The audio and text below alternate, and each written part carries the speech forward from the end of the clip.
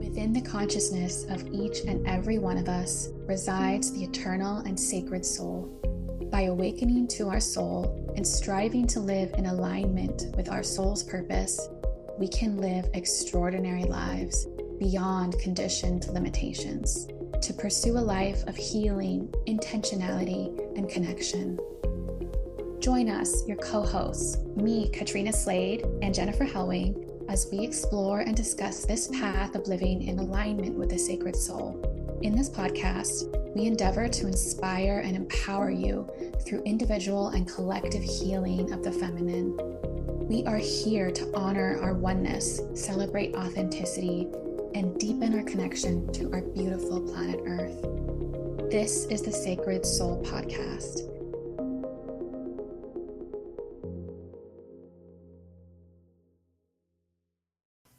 Welcome back to the Sacred Soul Podcast.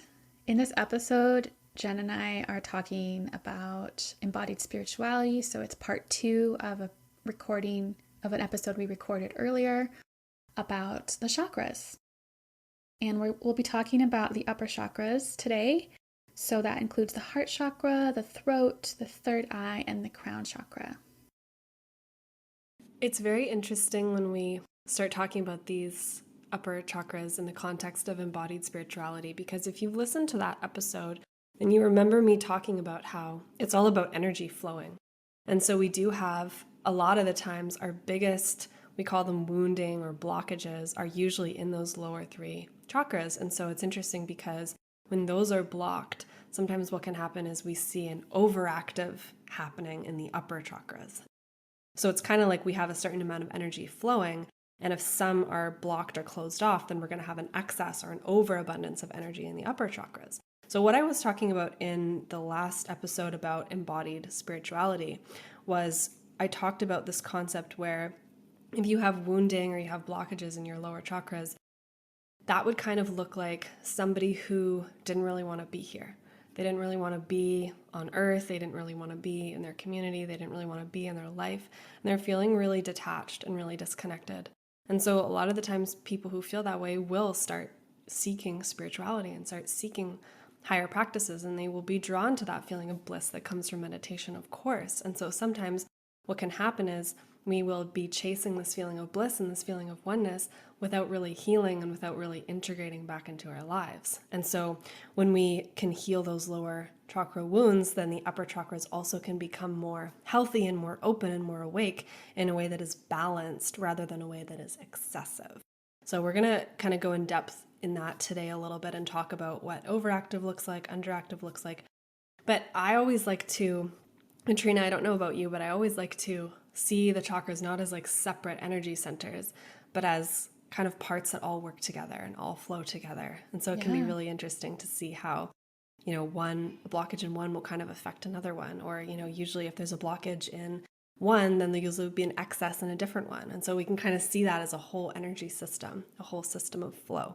Yes, a lot of them are connected too, right? Like the root chakra is connected to the crown, and then the sacral is connected to the third eye, and they're interconnected. You can't separate them, honestly, one by one. You can't separate them, but we can discuss them separately. But there's no way physically to, like, they're all impacting each other and the whole.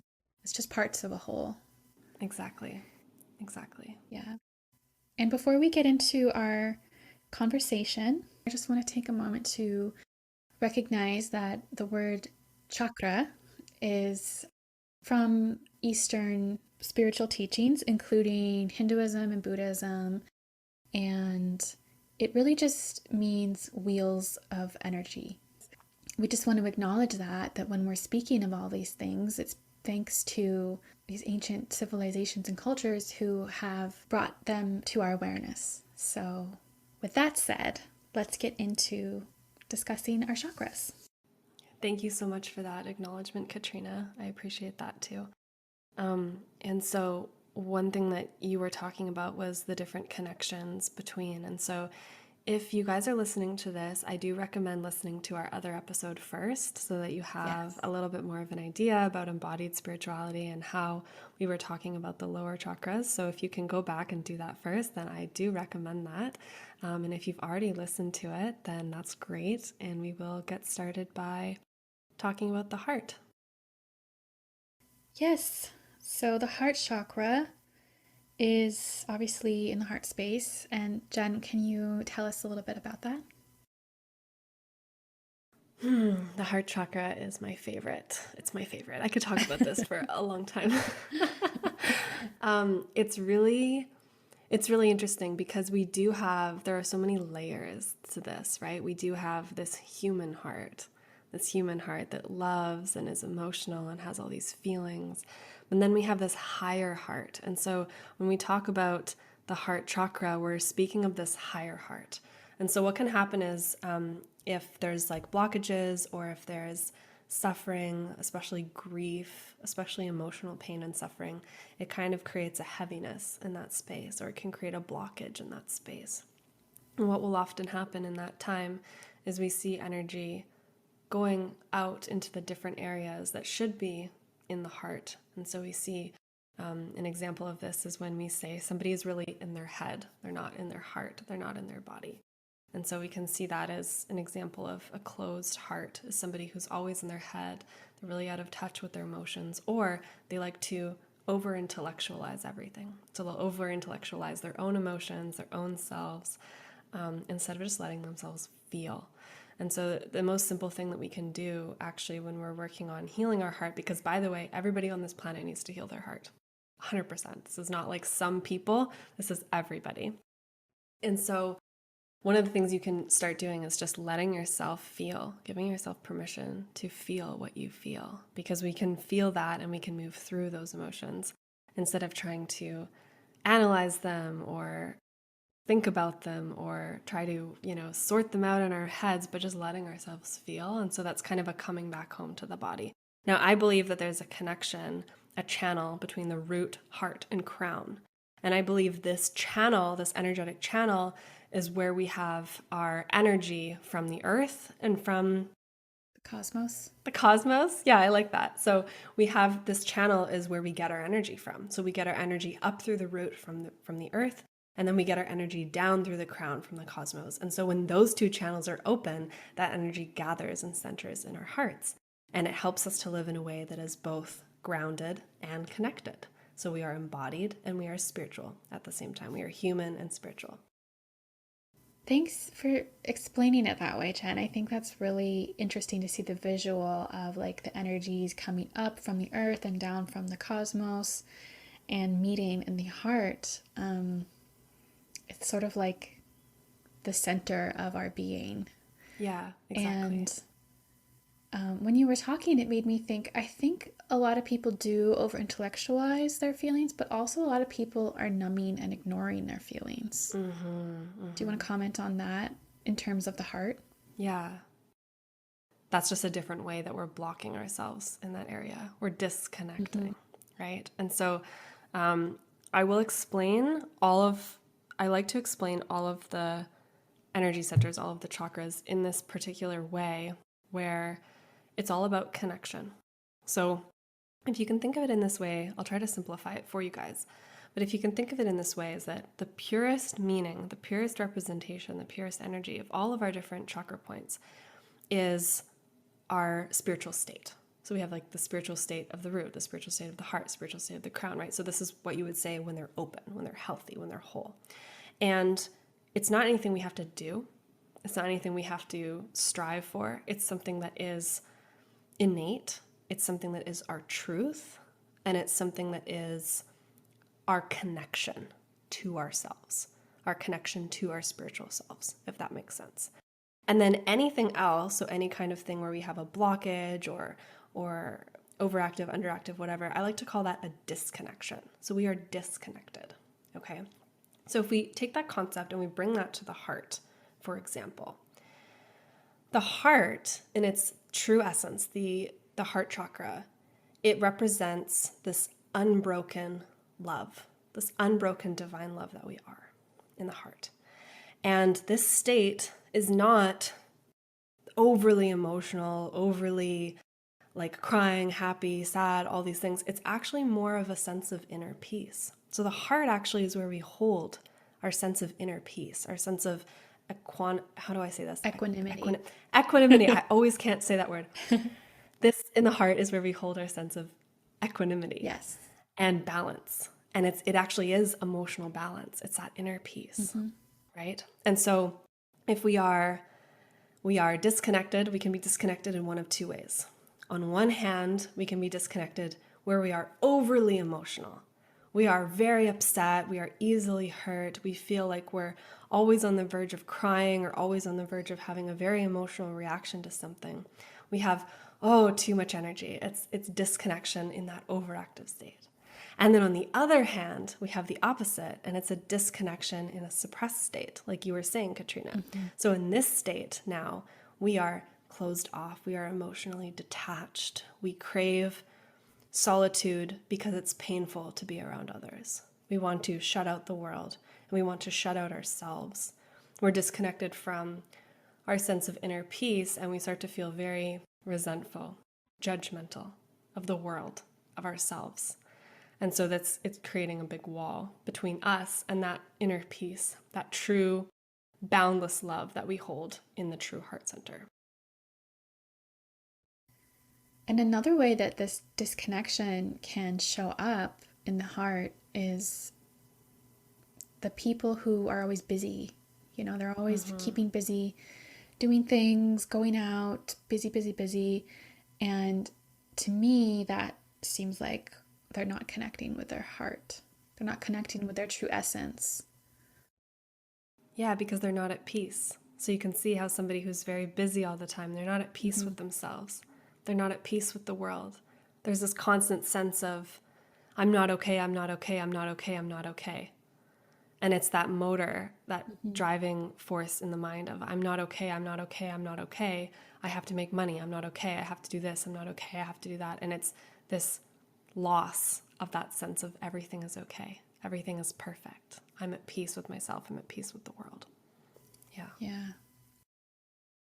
What I really recommend is to find those moments, find and focus in on those moments where you do feel at peace, where you feel at peace with yourself and with everything around you. And so that might be a brief moment in the morning, or might be a brief moment when you're walking in nature or something like that. Focus on that moment and see how that feels in your heart.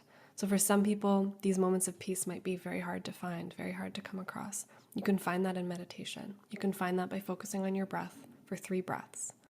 It's a sense of everything is okay. Everything is okay. And so that's how we can start to open and awaken that heart. We're letting go of that sense that everything is not okay, that there's suffering, that there's all these things. And we're not denying the suffering. We're not denying that there's pain. We're not denying that we need money. We're not denying any of that. But we can have all of that. And we can also know that everything is okay. So it's kind of a yes and sort of moment with the heart. Yeah. I was experiencing that last night. I told you, Jenn, before our recording that I was having an emotional evening last night, and I was aware that I was being reactive to the situations, and I was also aware that I was going to be okay, that this is part of the divine plan for me to learn certain lessons. But I was still emotional, and so I took a bath, and I was gazing into a candle. And that calmed me so well, and I felt so at peace, just like listening to chakra music in the bath, gazing at the candle. And I was intentionally trying to not bypass my feelings, because that happens a lot in the spiritual space. People are like, oh no, if I have a negative feeling, I'm manifesting something negative. And that's not really true, because we're human and we have to experience human feelings. Yeah. But just giving myself that time to feel what I wanted, what I needed to feel, like to get it out of me, and also to like ground and center me in that moment of just gazing into the candle. Yeah. I love how you said that. It's a moment where we can feel what we're feeling and let ourselves feel what we're feeling, but we can also understand that it's part of a greater plan and that it's all happening for us. And we do that with gratitude. We do that with like a higher understanding, with a higher knowing, like you said. I like to see the heart as the center of understanding, whereas the mind is the realm of knowing. And so we don't always have to know everything, but we can understand. And so understanding is a little bit more faith. It's a little bit more subtle. It's a different way to approach life and everything. And so we can learn to let go of our need to know the answers, let go of our need to know everything, and just tune into our understanding instead, our higher wisdom, our understanding that everything is okay, that everything is happening for us, that there's a divine plan for us, that everything is beautiful and everything is unfolding the way that it's meant to, right? That's the heart energy. That's that open-hearted energy. And and so again, that also relates to how we deal with people in our lives, right? We don't have to try to know exactly why all the people in our lives do all the things that they do. We don't have to know exactly where they're coming from and why they're doing this and all this stuff. We can have that ability to say, if that person was me, if I was living that life that that person is living, I would probably react the same way. And so we can use that to facilitate more understanding and more compassion for others. And so really, it's through that window of understanding that we have compassion, that we have faith, that we have all of these things that the heart can bring to us. So would you say, like you mentioned the higher heart, would you say that's sort of our connection, where our connection is to our highest self? Or would you say that's in the third eye crown chakra? That's a really, really, really good question. So I'm going to say two things. First, I know that some people in the spiritual community, they like to talk about two different chakras. Like they like to talk about the heart chakra and then the higher heart as a separate thing. I don't see it as that. I see it as the heart chakra is the higher heart, and anything less than that is just your human heart, if that makes sense. So yes. And then what happens is when our hearts are fully, fully, fully open, we are our higher selves. We are embodying our higher selves. So it's not a connection, it's an embodying, it's a becoming. So when our hearts are wide open, we just are our higher selves. We can step into that energy of our higher self. We can step into the energy of being an enlightened being on earth. Enlightenment is not always a destination. It's actually something that you can step into and embody for a little while. It's something that you can come in and out of. And so like you have those moments where you see somebody and maybe they are homeless, or maybe like they're suffering, and there's just a part of you that just feels so much love and compassion. In that moment, you do have that higher heart. You do have that higher self. You are your higher self. You are enlightened in that moment when your heart is wide open like that. Wherever there is no judgment, there is no fear. And wherever there is no fear, there is love. And that's the heart, right? I believe it takes a lot of courage to step into that. Yeah. It takes a lot of courage to kind of shed the conditioning, to go deep within yourself, and to connect with your higher heart, to really open. Yeah, I love that. So courage, the word courage comes from the word kor, which means heart. Right. Yeah. Yes, that's the heart. That's the heart. You're so right. It's a very courageous way to live. It's a very courageous way to live because it's abandoning all fear, right? Like to let go of all your fear and live through the heart is, I think, the most courageous thing we can do, but also the most important thing we can do. That reminds me of one of my favorite quotes. I can't remember who it's by, I'm so sorry, but it's feel the fear and do it anyway. It's like you can't really live if you're shrinking away from all the things that are fearful to you. So exactly, it's having that courage, it's stepping up, stepping into the embodiment of your highest self. It's letting your heart lead the way instead of your fear. Exactly. That's perfect. Thank you for saying that. Now we could get really spiritual for a second here. There's an opportunity. Ooh, what is it? There's an opportunity. So I think maybe some of the listeners who are hearing this podcast right now have heard of this idea of the vibrations of the earth, the vibrations of the planet, and the levels of consciousness and things like that. So the stage that we've been at for a long time now has been in that a level of consciousness that sort of reflects that solar plexus energy. It's all about my will, my goals, me, and it's very separated. And our planet is coming into a new phase, which is where the heart is ruling. So we're rising up now into this new vibration, which is the heart vibration. And so if you are somebody who's starting to open your heart, starting to live more courageously, live without judgment, follow your heart, follow your intuition, you are rising up and stepping into that vibration. And so the more that we are opening our hearts and starting to live through that vibration, the more we are participating in the supporting of that collective raising of the vibration. That's so interesting, Jenn. That makes me think about how people talk about the new earth. Yeah. And it's really just our state of vibration, our state of consciousness, being open-hearted and living with love rather than how the world has been living the last couple of thousand years, like the egocentric me. Yeah. So the new earth it can be born in your heart. Yeah, exactly. That's perfect. You just phrased that perfectly. Thank you. So we're talking about, again, these energetic channels, right? The heart is really activated and really opened when we are allowing ourselves to be rooted and connected through the root and through the crown. That's really how we're going to charge up the spiritual heart. And so it's a combination of having that connection with the divine, having the connection with the universe through meditation and spiritual practices. And we'll talk about the crown in a minute here.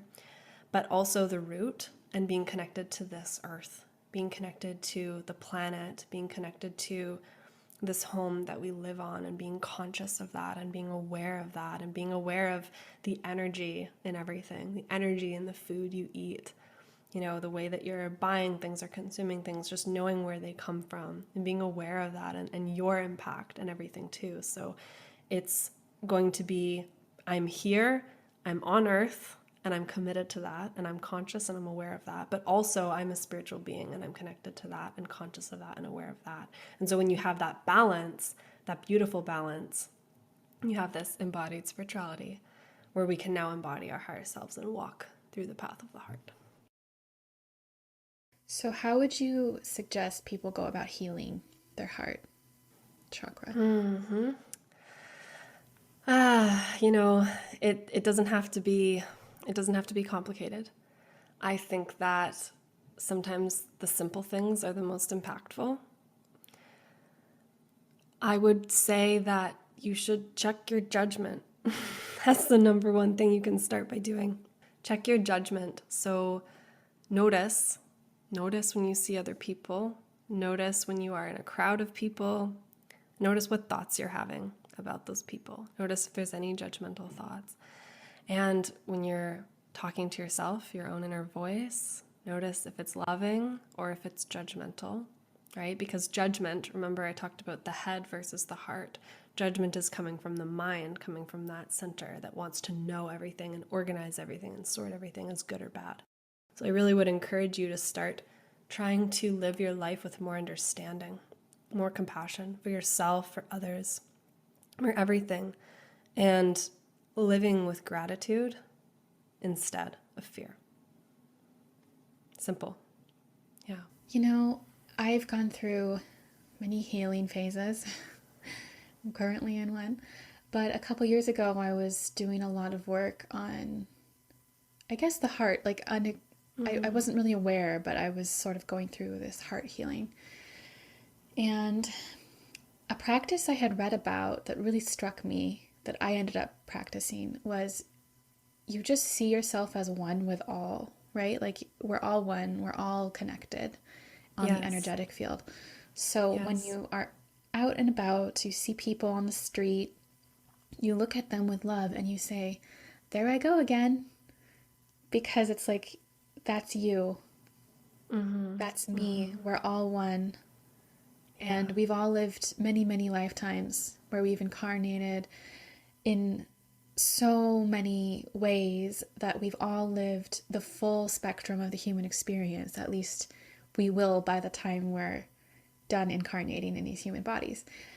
But you see that other person or other people as you. And it's hard because I'll see like an old man and I'm like, I don't have anything in common with this guy. But I was practicing this, I look at him and I say, there I go again. And then I sort of just sent him a little blessing in my mind. That's a great idea. That's a great practice. Exactly. Just seeing that oneness and that connection rather than separation, right? Because love is the energy of connection and fear is the energy of separation. So anything you can do that brings you closer to connection. Yeah. That practice is like sort of trying to strip away the judgment that naturally comes up because we've been conditioned to see people as the other. But another way you can sort of practice this is when you do find yourself experiencing judgment, you're seeing somebody, you're judging them. Most oftentimes that's really a judgment on yourself. It's a mirror. It's a mirror judgment. You're seeing somebody, you're judging them, but really it's because you're self-critical about some aspect of yourself. Yeah, definitely. So like in the past, I've shared on the podcast how I was triggered by women who were like very empowered sexually, and I would judge them. But really it's because I have a wounding within myself that I am uncomfortable with and I don't want to go and examine it. And so I'm just blocking that and judging others. But it's really a mirror, right? Exactly. Exactly. We can't judge others without judging ourselves because we're all one anyways. Exactly. Yeah. Thank you for sharing all that. So let's talk about, do you want to talk about the throat next or? Yeah, we'll just go in order. Okay. So we're going to talk about the throat next. Katrina, do you want to share a little bit about this one? Yeah. So the throat chakra is something, it's in the throat and it makes sense. It's associated with communication. So if you think about how we express ourselves, with our voice, it's based in the throat. So the throat chakra is associated with communication, self-expression, speaking your truth, also listening, because your ears are kind of in that general area too. Listening and receiving other people's communication. A lot of people I find have a block there or a wounding, and that can either come up as over excessive talking or excessive shyness and a fear of speaking one's truth, right? So here's an example. I was teaching a workshop and there was a woman who literally could not stop talking. And I thought she was an older woman, and I thought she was just lonely, like maybe she was a single lady and she didn't have anyone to talk to. But at the end of the 3-day workshop, I found out she has a husband. And I thought, oh my gosh, she talks that much, even though she has somebody at home to talk to. And I understood her throat chakra is overactive. It's excessive. There's too much energy pent up, built up in there. It's like you have a can of soda and you're shaking, and you open it and it just bursts out, right? So it doesn't have anywhere to flow. When we're speaking from our hearts, then it's balanced. It's not excessive. When we're speaking from our minds, then it can be excessive, like you're talking about. Yes. And I was just going to say, I feel like that would be a block between the heart and the throat if this excessive over speaking, over talking. Exactly. Yeah. And I think we all know people like that. And it's like Jenn was just saying about the heart, you have to understand, be understanding and try to practice non-judgment.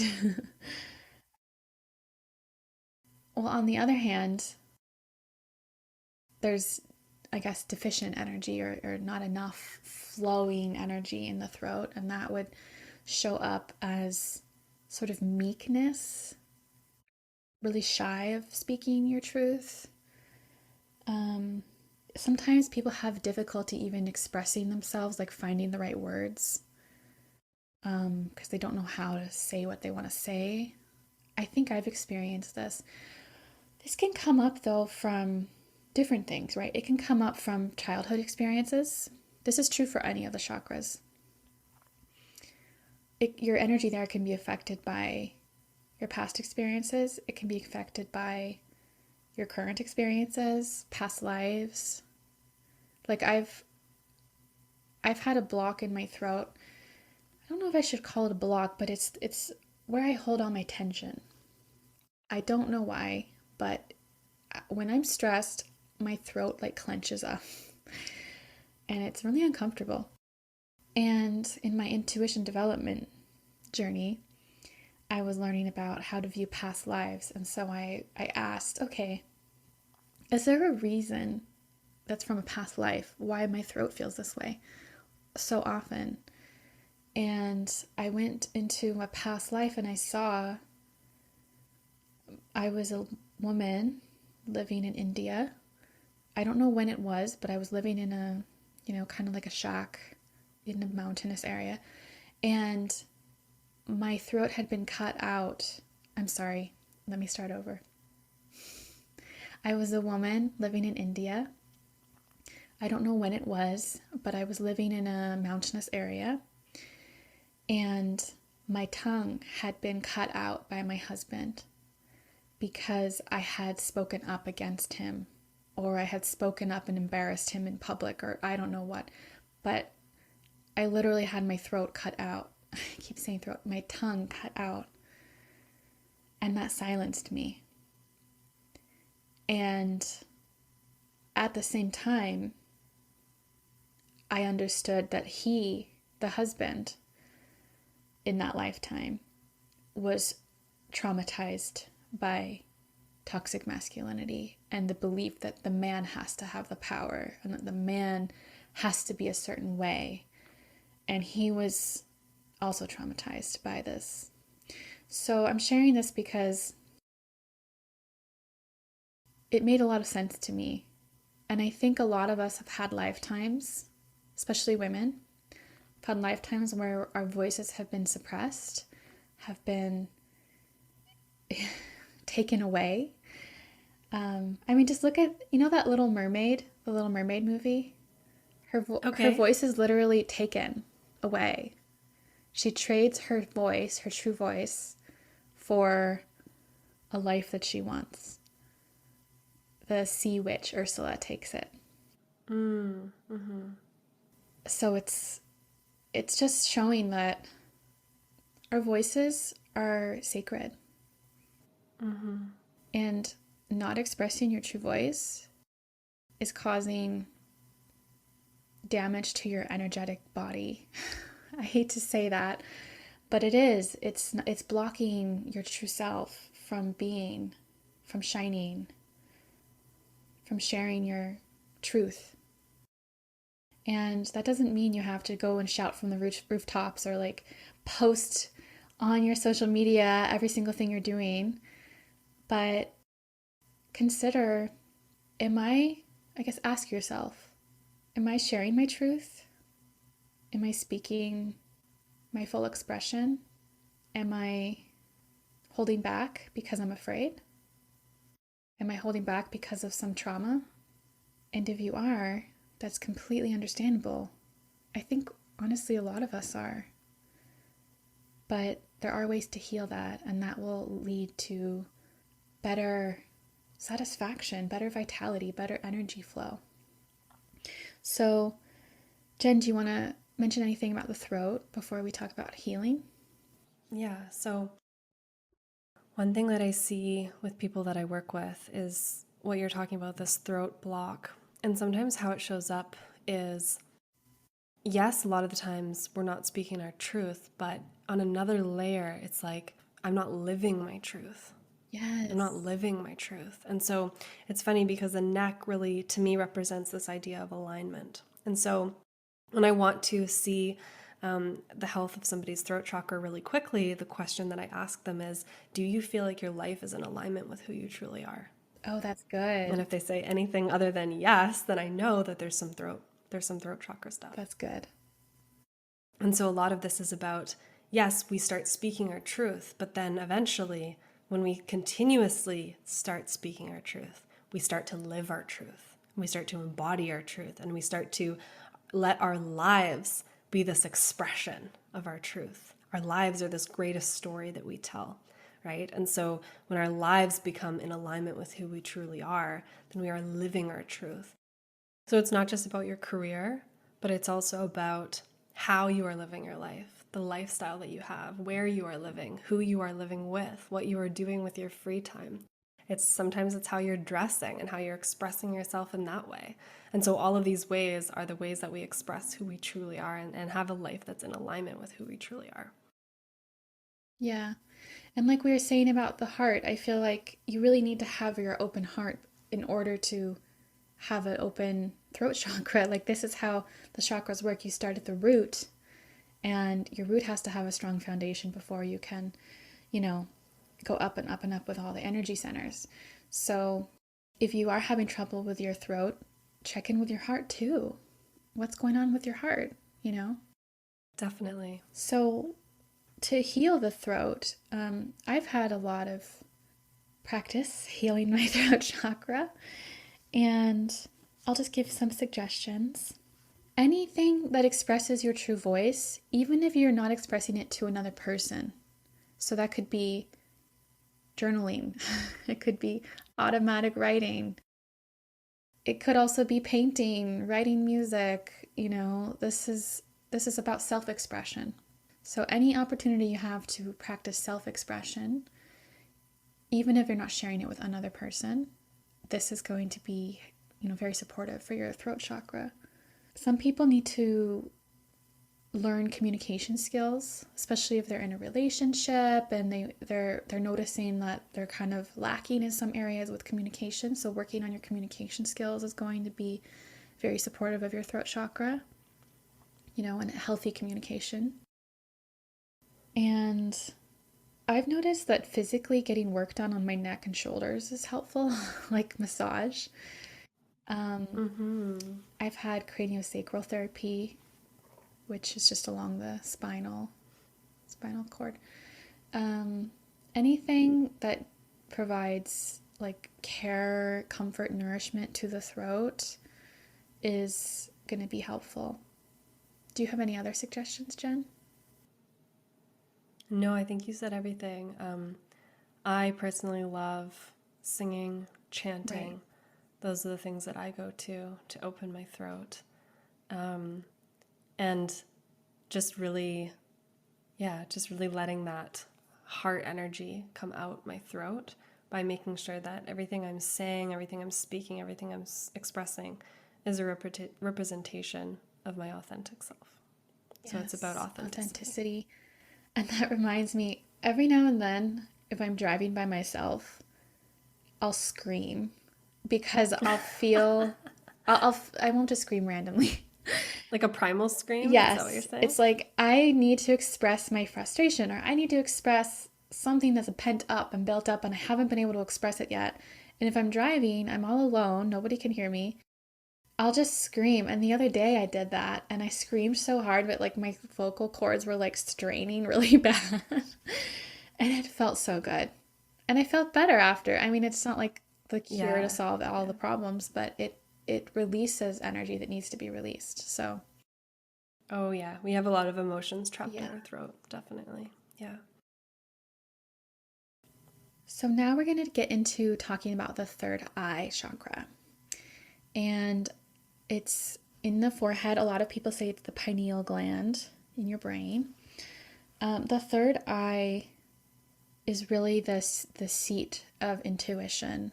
It's the seat of visualization, imagination. That's where that energy comes from within you. It gives you insight. It's where your dreams occur.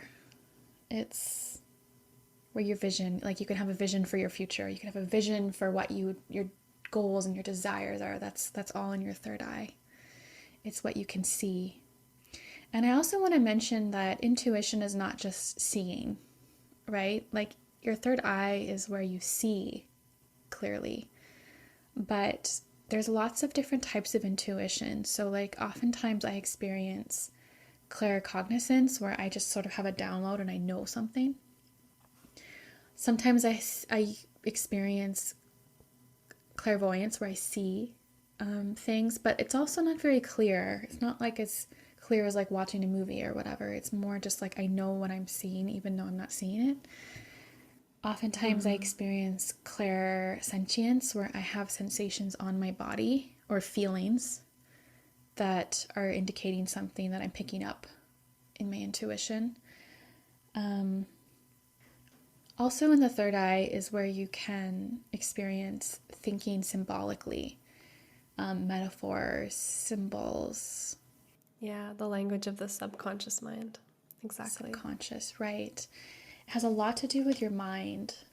Jenn, would you say it's also where your mindset is residing, or would you say that's in the crown? It's a very interesting question. So, yes, we do have, although those energy centers are in and around our head, the typical mind that we think of, the typical conscious mind that we think of all day having our inner dialogue and all this stuff, it's actually a disconnection from our true mind. So what I'd like to say is the third eye represents the true mind, the true state of mind. It's clarity, wisdom, insight, intuition.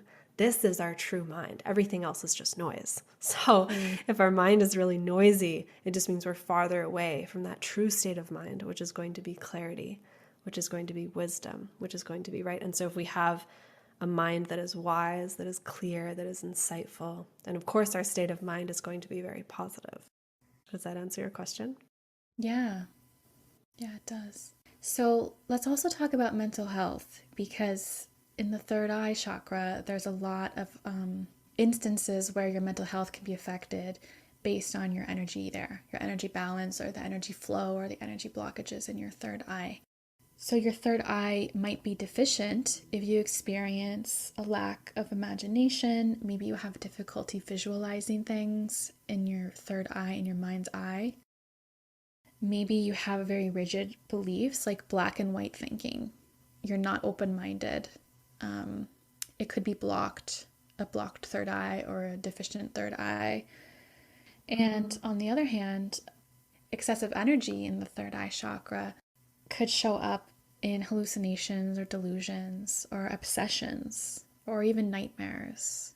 And this can lead to some mental health challenges. So Jenn, I'd like to invite you to share a little bit about that if you don't mind.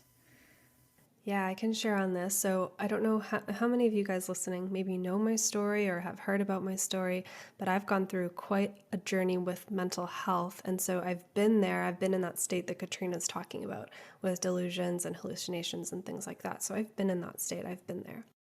And it's very interesting, but how I like to understand it is that all mental unwellness or psychological unwellness is going to be a state of disconnection from our soul. It's a disconnection from love. It's a disconnection from our true nature. And it's never your fault. It's never your fault. So it's a result of trauma, and it's a result of intergenerational trauma, and it's a result of a very unhealed world, and it's a result of all these different things, but it's never your fault. It's just being human, I think. Yeah. It's our journey is to reconnect with that. So what I was saying about the true mind, the true state of mind, which is going to be that mind that is clear seeing, right? When we're seeing clearly and we're seeing through that lens of wisdom, that lens of understanding, then we are seeing the truth, and the truth is love. So when we're seeing anything other than love, when we're seeing fear and we're seeing suffering and we're seeing all these horrible things, we are in that state that is not seeing clearly. And again, it's not your fault. But that can manifest in different ways. It can manifest as racing thoughts, anxiety, a racing mind, right? This is a fearful mind. This is a mind that is always looking out for danger. Mm-hmm. So again, we have a lot of hallucinations, and a lot of delusions are actually coming from fear, coming from a place where we actually are afraid for our safety. And so for myself, I remember my delusions and hallucinations were often about things that were coming to get me, things that were like that I had to be afraid of. It was I would describe as very paranoid. It was very, very, very paranoid. And so again, we can see that that comes from fear. The true state, so the true third eye, a balanced third eye, sees things clearly, and therefore it does not see danger. It only sees love. because it knows that we're all one. And again, we go with the, the oneness and all this stuff. So that's what would be balanced there. Does that make sense? So that's what I have to say about that and mental health. Yeah. And earlier we were talking privately about the connection between the third eye chakra and the sacral chakra. And so since you and I love to talk about the divine feminine, could you share with the listeners about how the energy in the sacral might impact the energy in the third eye? Yeah. So just to summarize here, you can kind of visualize this in your mind if you're listening. So we have these different channels in the body. So we have this, I like to call the divine feminine channel, which is the channel between the sacral and the third eye. And then we have the divine masculine channel, which is the channel between the solar plexus and the throat. Okay. Now these channels are opened when our hearts are opened. So when our hearts are opened and we're able to be in our higher selves, now we're able to hold divine energy and we're able to embody our divine essence, right? And so that can express depending on your vibe, depending on how you are, as a different combination of these divine feminine and divine masculine energies. So the divine feminine one relates to that sacral and that third eye. And so when the heart is open, our sacral is the center of creation. And so what are we creating? We're creating from a place of love. We're creating more love in the world. We're creating joy. We're creating beauty. We're receiving all of that. We're just loving that and loving the world. And so that heart opening is now coming there. But then when we have that base, when we have that basis of that healed, that whole sacral that says, I love being in my body. I love being here on earth. I feel safe in my body. I feel safe in the world. I feel good to be in the world. I feel creatively empowered. Now that is acting like the roots that can support the tree for the third eye to open and blossom. And so now we have a visionary, an embodied visionary, right? So we have that third eye that's very visionary energy. Yes, we have imagination and yes, we have dreams, but what does it mean? Can we imagine? Can we visualize a better world? Can we imagine and visualize a better version of ourselves? And then can we take those visions and bring them to life through our sacral, through our creation? And we're birthing that into the world. And so that's that divine feminine channel between the visionary, the intuition, the imagination, and then walking in that path and embodying that path and birthing that energy into the world. Thank you for sharing that. You're so knowledgeable. I love hearing you talk about all of this. Let's just mention some ways people might be able to heal any sort of third eye imbalance, because that's something a lot of people might be interested in. So, of course, meditation, practicing meditation, practicing visualization, maybe just doing some guided meditations where you can visualize. It's like a muscle. You just want to practice it and practice it and practice it, and it'll get easier and easier as time goes on. And also try not to have self-judgment if you find it difficult to visualize or to connect with your third eye or with your intuition. I mean, there are entire courses about how to connect with your intuition, but just practicing that is a very simple way. Yeah, I love that. And when you're new to intuitive work, I'm going to say this about the heart and the third eye. So again, I'm always talking about how everything relates and connects. It's true, though. It's so true. The heart is like the center of all of it. Yes. So if you're doing intuitive work and you're practicing intuitive work, a trap that a lot of people will fall into is this: I want to know the answers. I want to use my intuition to know answers to things. And so one simple switch that you can do is, instead of seeking to know the answers, seek to understand.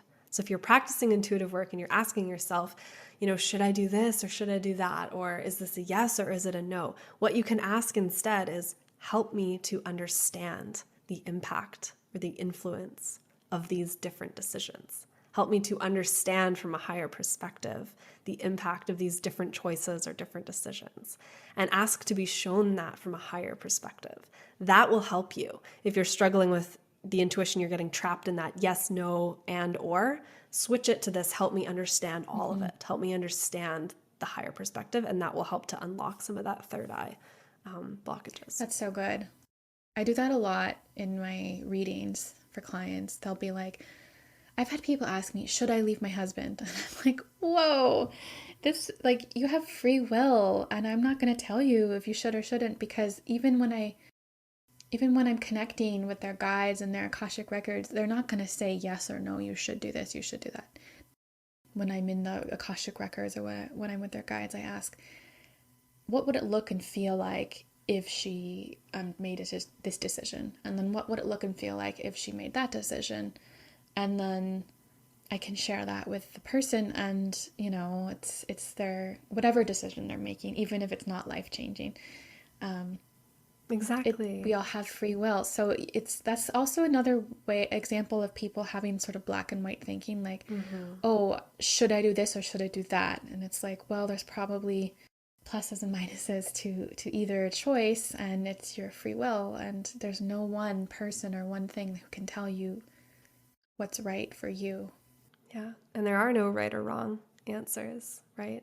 It's the way that you live your life is the way that you live your life. And when you have an open heart and an open sacral, and you're able to be this creator of your own life, be this creator of your own reality, that energy is going to drive you and flow through you, and it will just happen in a certain way, and it will start to feel more intuitive, and it'll start to feel more automatic. So again, if you're working on your intuition, maybe work on your heart, work on your sacral, right? Those are the things that are going to support that flowy kind of surrendered energy that you really need to have that fully awakened intuition. Yeah.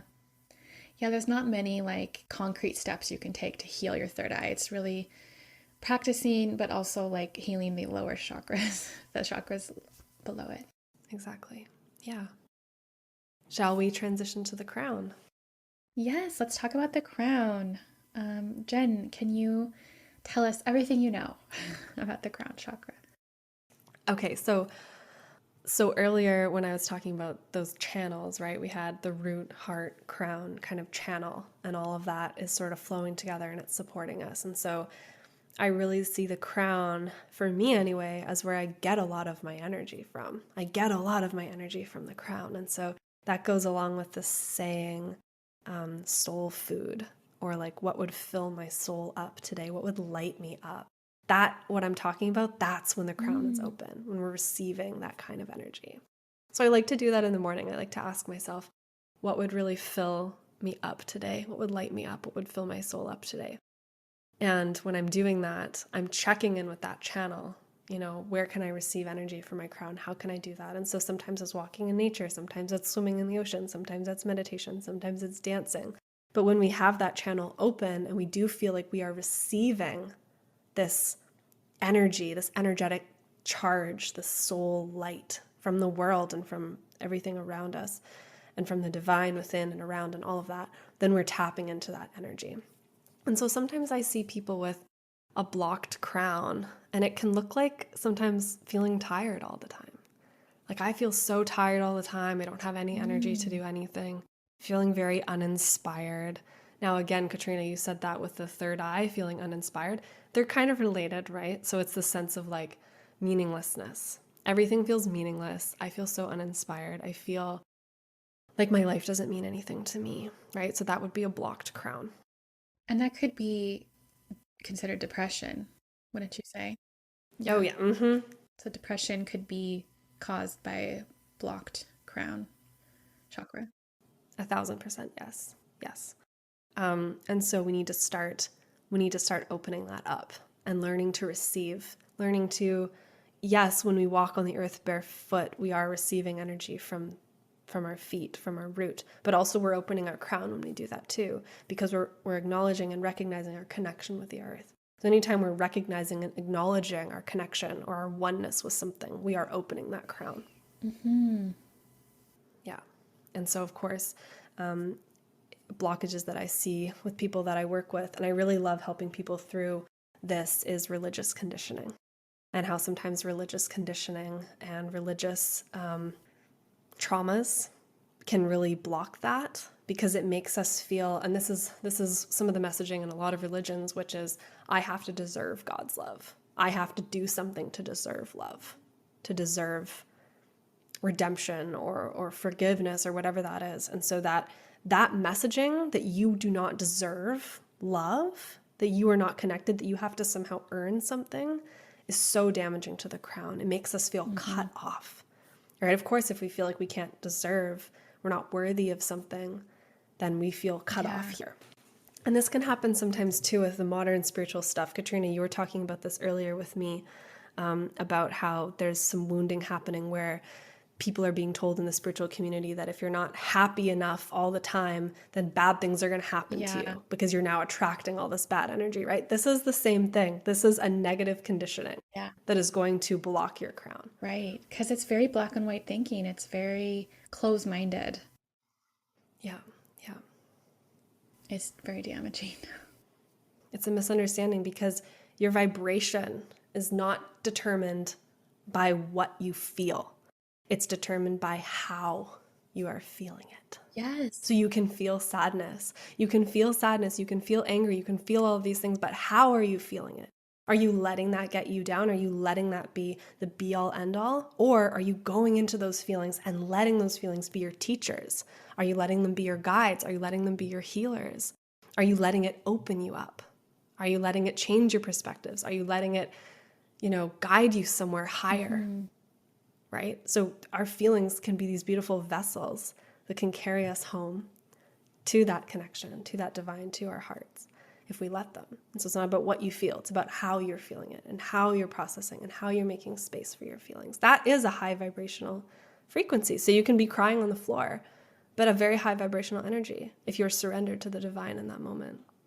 Exactly. I couldn't have said it better myself. You're so good at explaining all of this. What are your thoughts on the crown? I don't know. I know it's our connection to a higher power. Oftentimes I feel tingling on my crown. I think a lot of people have a blocked crown because they're, I guess, in fear. Perhaps in a past life. I always love talking about past lives. I bring them up all the time. But I know somebody who had a reading with somebody else, and she told me that her crown was blocked because in past life she's had a lot of trauma from her connection to a higher power, because she was a spiritual woman in past lives and she was persecuted and burned, like witches and burning, and it's the witch wound. I think that can show up in the crown too, but it's not only there. But there's a lot of reasons why there might be blockages in the crown. Yeah. So how would we go about healing that? So again, I really think that healing the root is actually the most wonderful place to start. Yes. Because we need to feel safe in the world. We need to feel safe being here. And we have that sense of trust, and we need to learn how to trust ourselves. We need to learn how to be on our own team. And as we start learning how to trust ourselves, and as we start learning how to work on the roots of who we are, and so the roots of who we are to me means your fundamental beliefs about yourself, your fundamental beliefs about the world.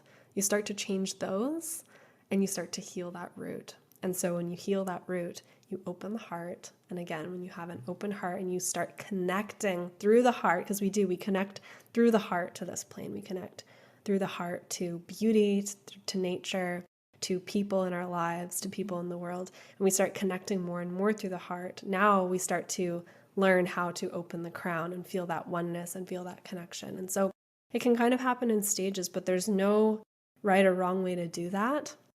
I think that it's beautiful if it kind of all happens together. We start working on our sense of trust and our sense of self-trust. And at the same time, we can start working on our sense of faith and our sense of surrender. And so those two things work together. And then we're opening the heart at the same time. And we're just opening up that whole channel coming through. Yeah. There's actually a breathing exercise that I really like to do with that channel, the root, heart, crown channel. And I can share that with you guys. So what we do is we breathe in, and we start this slowly. So we can breathe in, and we imagine our breath coming in through the earth, up through our root. And eventually, we fill the lower belly. Of course, you breathe properly. So you breathe into the lower belly first, then into the chest. And then at the very top of your breath, you imagine your breath going up into the cosmos. And then when you exhale, you feel like you are you imagine that you are receiving white light through your crown as you exhale, and that's being washed down through your body. And then again, you breathe in and you receive up from the earth, and then you exhale and you receive down from above. And so you can do this breath. And sometimes if you're not pregnant or you don't have any conditions, you can try holding the breath at the top and the bottom. And when you're doing that, imagining sort of your energy force going deeper into the earth in that moment and higher into the cosmos in that moment, in those breath holds. And this can really help to, on an energetic level, to really open up that channel. That's beautiful. That reminds me of, I've been in a couple classes here and there where they talk about white light, black smoke breathing. Okay. Where you breathe in white light and then you release black smoke, and it's like cleansing all of your energy. But I like how you are explaining how you can connect to the earth through your practice. I really like that. Yeah, because we are spiritual beings. It's not something we have to try to do. We are spiritual beings. The hard part is, how do we be spiritual beings and humans? How do we be spiritual beings and be here and live our lives? That's the hard part. It's so hard. Some people have it easier than others, but we're all learning. We're all growing. This is why we're here, right? Like, we're not here just randomly. We're all here for a purpose. And the overarching purpose for all of us is to connect with our true self, to remember our true soul, and that we're all a part of the same whole. Yes. You know, this is probably super random, but I'm just going to say it. I've been thinking about that a lot, how we're all connected to a bigger whole. Like, there's so many examples I can think of. Like, you know, the little gut bacteria that are in our guts? Like, they don't know that they're, like, our body is their universe, right? Like, they don't know what the rest of the world looks like. They're just doing their thing in there. And to us, like, it's kind of gross to think about it, but they're like little organisms that exist within us, and we're their host. And at the same time, it's like we are little tiny organisms living on the earth, and the earth is our host. And then the earth is a little tiny organism living in the galaxy, and the universe is the host. So you can go bigger and bigger and bigger and smaller and smaller and smaller. I was also looking at a plant I bought. I bought it at Home Depot, and it had little teeny tiny mites on it. And I was like, oh no. And I was just thinking, I wonder what the world is like to those little tiny mites. They're almost invisible, but we're all connected. I don't know. I hope that makes sense. I hear you. I hear you. I think about that all the time. I love that mantra. My body is a universe, or my body is the universe. Yeah, exactly. Because size is so relative. Size is meaningless, right?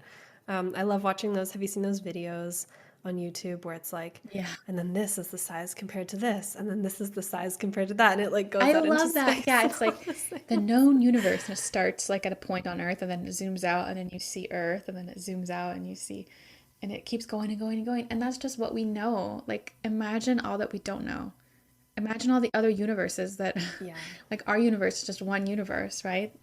There's probably many, many, many of them. So it's like we are a little speck, just like those little mites on the plant. And the universe is so vast that we could never possibly know the whole thing. It's the simultaneous understanding that we are nothing and yet we are everything. Yeah. Right? It's that loss of self, but then a gaining of the all. That's really the process. Yeah. And it reminds me of something called existential depression. It's a kind of depression that happens when we feel like we can maybe have an awakening, or sometimes this happens to people when really big, horrible things happen in their lives that are just beyond comprehension. And it really throws us into the spiral of everything is meaningless, everything is meaningless. And it can be scary because we feel like we're losing ourselves. It is. But we can see that as an opportunity to, again, lose ourselves, but then find ourselves again in the all. And so if you've ever struggled with existential depression, which I have, the best thing we can do is just to heal our hearts and to just get excited again about being in that oneness, because there's that loving energy that's waiting for you with open arms if you're just willing to surrender into it and soften into it. Exactly. Yes. That's a good place to end, I think. Okay. Ta-da! Yeah, I think so. Okay. Well, I think that concludes our episode of the upper chakras. So thank you guys so much for listening. We hope that you took away something interesting from this. And don't forget to rate and review and subscribe our podcast. It's growing, we're continuing, and we're so excited to see so many people listening, and your listening really means a lot to us. So thank you. Thank you so much for joining us today. And if you're interested in learning more or connecting more with some of the themes we've discussed, we invite you to join us in our sisterhood containers. They're like women's circles, but they go so much deeper, and it's going to be so amazing to connect with each other. So we invite you to find out more at our Instagram. You can find us at Sacred Soul Healing Co. And if you want to connect more with me and learn more about what I offer, you can find me on Instagram, Katrina Slade Artist Intuitive, or katrinaslade.com. And if you're interested in finding out more about me and how we can work together, I empower people to heal their own wounds and rise into their soul's true calling. You can find me at moonpathwellness.com or at Wellness with Jenn on Instagram. Thanks for listening.